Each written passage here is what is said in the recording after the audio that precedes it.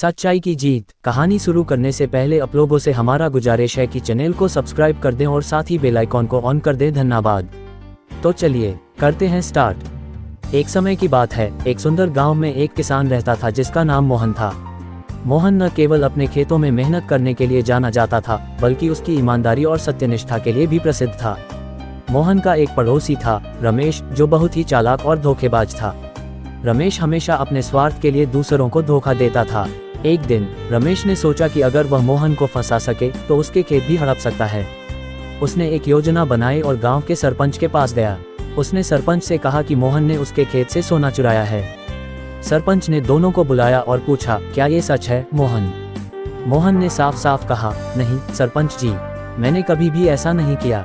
सरपंच ने तय किया कि सच्चाई का पता लगाने के लिए दोनों के खेतों की तलाशी ली जाएगी। हमें बड़ा दुख हो रहा है कि आप लोग कोई भी मेरा चैनल को सब्सक्राइब नहीं करते हो। मुझे बहुत दुख हो रहा है भाई, प्लीज चैनल को सब्सक्राइब कर लो। रमेश ने अपने खेत में पहले से ही कुछ सोने के सिक्के छिपा दिए थे ताकि मोहन को फंसाया जा सके। तलाशी के दौरान सरपंच को रमेश के खेत में सोने के सिक्के मिले और उसने मोहन को दोषी ठहराया। मोहन को जेल में डाल दिया गया, लेकिन उसने हार नहीं मानी।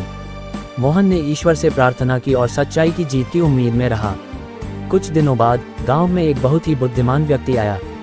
उसने गांव के लोगों से कहा कि वह सच्चाई और न्याय के बारे में बहुत कुछ जानता है और वह मोहन की सच्चाई का पता लगाने में मदद कर सकता है।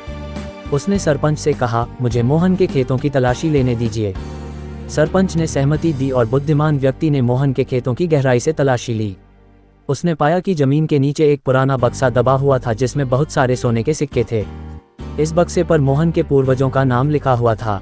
बुद्धिमान व्यक्ति ने सबको बताया कि मोहन के पूर्वजों ने ये सोना यहाँ छिपाया था और मोहन निर्दोष है। उसने रमेश की चालबाजी का भी पर्दाफाश किया और रमेश को सजा मिली।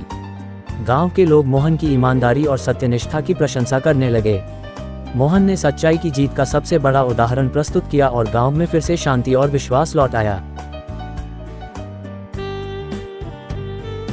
राजा और बुद्धिमान लोमड़ी। जंगल की नैतिक कहानी।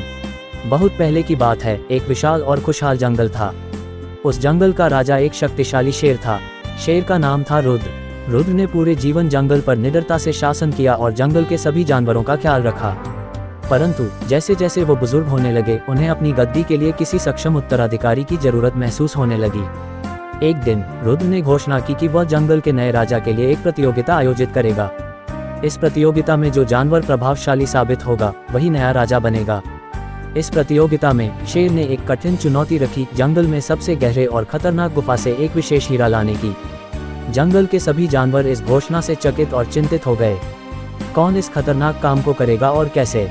मगर एक जानवर था जो इस चुनौती को स्वीकार करने का साहस जुटा पाया। वह जानवर था जुगनू लोमड़ी।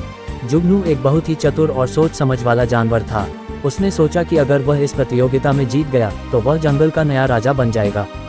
इसलिए उसने अपना अद्वितीय योजना बनाई और गुफा की ओर बढ़ चला। गुफा तक पहुंचने के लिए उसे घने जंगलों से होकर गुजरना पड़ा, जहां कई खतरों का सामना करना पड़ा।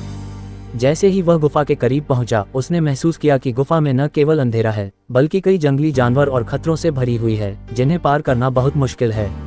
लेकिन जुगनू ने हार नहीं मानी। जुगनू ने अपनी चतुराई और बुद्धिमानी का प्रयोग करते हुए एक योजना बनाई। उसने गुफा के अंदर धीरे धीरे प्रवेश किया, अपना रास्ता बांटते हुए और बुद्धिमानी से हर कदम आगे बढ़ा। गहन परिस्थिति में भी उसने अपनी मानस को शांत और स्थिर रखा।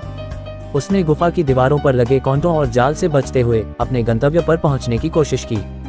जुगनू ने अंततः हीरे का मणि ढूंढ निकाला, जो गुफा के सबसे गहरे हिस्से में नीचे था। उसने उस मणि को सुरक्षित और ध्यानपूर्वक उठाया और सोचा कि अब उसे कैसे वापस लाया जाए। उसने अपने अनुभव का इस्तेमाल किया और धीरे धीरे, साथ ही साथ सतर्कता से उस खतरनाक गुफा से बाहर निकला। जंगल के बाकी जानवर बहुत उत्सुक थे कि कौन इस चुनौती को पूरा कर पाएगा। जब जुगनू सुरक्षित हीरे के साथ वापस आया, तब सभी जानवर चकित रह गए। शेर रुद्र ने जुगनू की हथियार उठाकर उसकी साहस और बुद्धिमानी की भूरी भूरी प्रशंसा की और उसे जंगल का नया राजा घोषित किया। जुगनू ने जंगल का राजा बनते ही अपने ज्ञान और बुद्धिमानी का इस्तेमाल करते हुए जंगल को और भी समृद्ध और खुशहाल बना दिया। उसने हमेशा सत्य और न्याय का पालन किया और बच्चों को भी सिखाया कि कैसे बुद्धिमानी से चुनौतियों का सामना किया जा सकता है। इस कहानी से बच्चों को यह नैतिक शिक्षा मिलती है कि कभी भी मुश्किल समय में हार मानने की बजाय धैर्य और चतुराई से काम लेना चाहिए। यह एक श्रेष्ठ बेस्ट मॉरल स्टोरीज का उदाहरण है जो बच्चों को सच्चाई और चतुराई का महत्व समझाती है।